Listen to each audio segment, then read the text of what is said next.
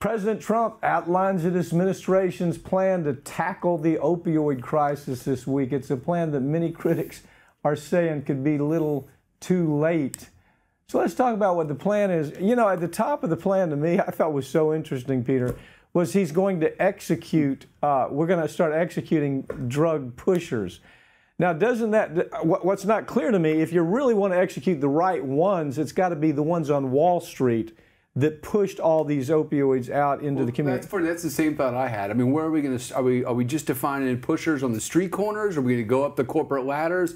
Is it going to be by firing squad? Are we going to shock them? I mean, what are we? I mean, well, the plan's actually got some decent. I mean, it's got some good components. There are some good components. I mean, what makes it just makes us sit here and laugh a little bit? Why does he say that? Why do you have that? I mean, the executions are just a little much. Okay, so it's this sweeping statement that we see all the time. We're going to build a wall. We're going to build a bigger nuclear. It's the same kind of thing. We're going to execute the drug dealers.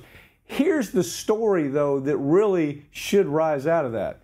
Who are the drug dealers? Yeah. The drug dealers are not the cats on the street corner selling baggies of marijuana. The drug dealers are up on Wall Street. McKesson's CEO made $126 million in 2017. That was his pay. That's his pay. $126 million. Okay. I could make a pretty good argument that he's the drug dealer. He's the drug dealer. He's making millions. How about Cardinal? Cardinal is another distributor. We call him a drug distributor. On the street, they call him a drug dealer. Right. But in the parlance of what we have to, since they're dressed up and they look like businessmen and they have MBAs and they went to college, we have to say, no, they're drug distributors. Well, no, they're drug dealers. And Cardinal, Amerisource, and McKesson, those are the three biggest. They owned 85% of the drug addiction problem in this country. Now, when he said, I'm going to execute drug dealers, that's who he should be talking about. And if he's going to do that, I'm fine with it. How he does it's up to him, but I'm fine with the execution of these particular drug dealers. Because I got to tell you something, it's going to happen again.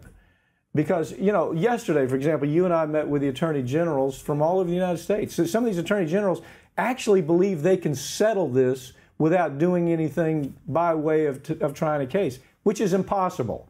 The only way these people react is to punish them. Right. And that means take their money. But I got to tell you something. I like Trump's idea. Let's go ahead and execute the ones, and they won't do it again.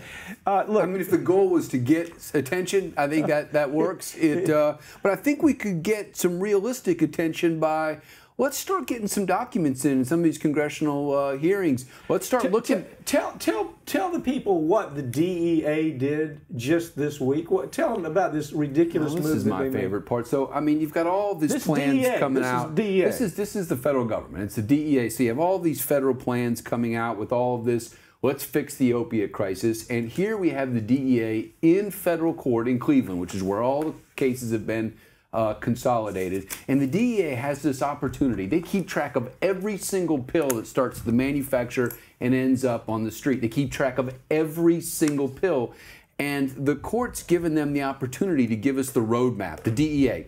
Instead of giving us the roadmap, instead of saying, here's where the problem areas are, which they can clearly do, where are the pharmacies or the pill mills that are the problem, the DEA is carrying water for Big Pharma by making the objections like trade secrets, and these are our business secrets, and we can't tell you where we sell. So on one hand, we have all this plan from President Trump. On the other hand, the DEA is refusing to produce the roadmap. Who is, by the way, answerable to the Attorney General of the United States. And then we have States. Trump saying we're going to execute him. Yeah. But here they have a chance to just give us the data. They could give us the data. We'd know exactly who the drug dealers are. Right. They have the data. And then they refuse to give the data of the white-collar thugs on Wall Street who are the people who Trump should be talking about executing. And then bring those CEOs in front of Congress and have them answer some questions with the data that the DEA has, but instead they won't produce it. Well, here's the real point. Sessions, all his goofy talk about he's going to do this, he could do something tomorrow. He could do a perp walk tomorrow. There is so much information that allows him to do that. But the guy, it's just the same thing.